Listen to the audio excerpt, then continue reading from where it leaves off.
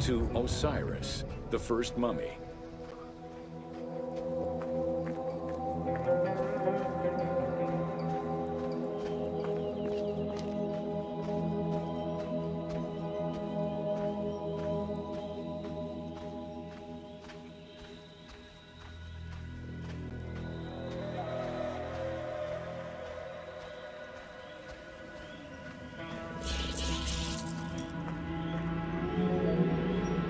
The oldest mummies recovered date from the Old Kingdom, though Egyptologists believe that mummification was in use much earlier than that.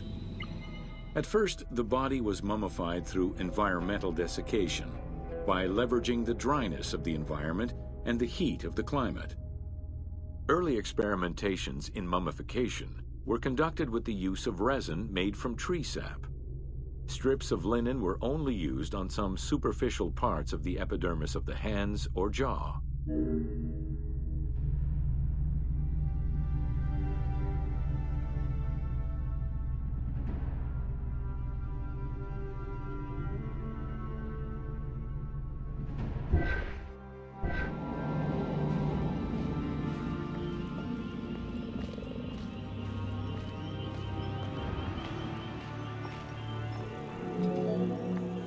Ideologically, the will to preserve the body is not explained in any way until 3600 BCE. This is when the Egyptian belief that the body housed the soul was finally documented for modern Egyptologists to eventually decipher. It was not until the arrival of the myth of Osiris in the Egyptian religion around the 5th dynasty that mummification was thoroughly conceptualized. The practice was thereafter grounded in both a mythological and ideological point of view.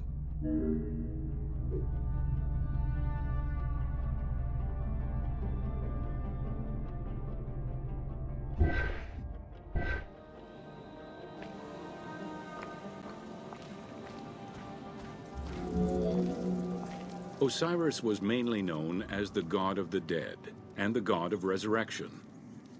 The most well-known Genesis myth concerning Osiris is that of his dismemberment.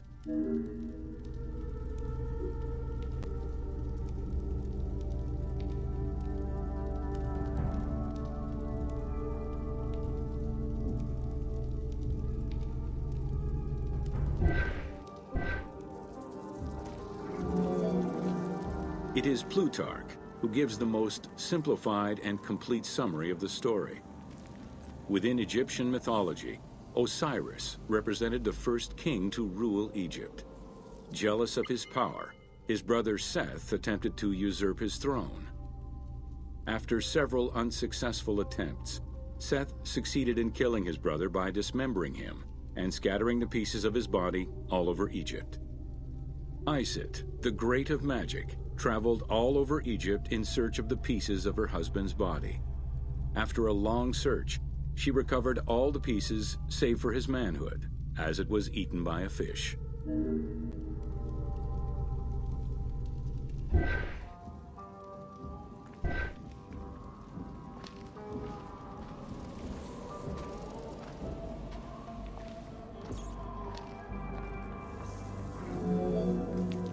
Isis then reassembled the body of her husband by binding it together with strips of linen.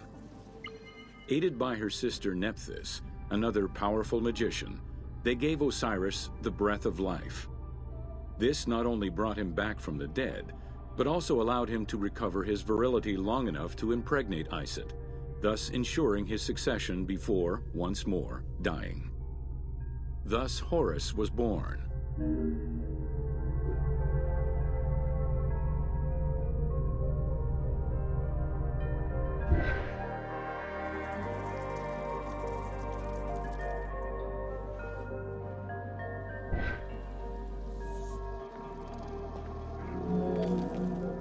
The ritual used to bring Osiris back to life essentially depicts how he became the first mummy. It is why, on the sarcophagi of kings, we often find Isis and Nephthys represented as the magicians who restore life to the deceased.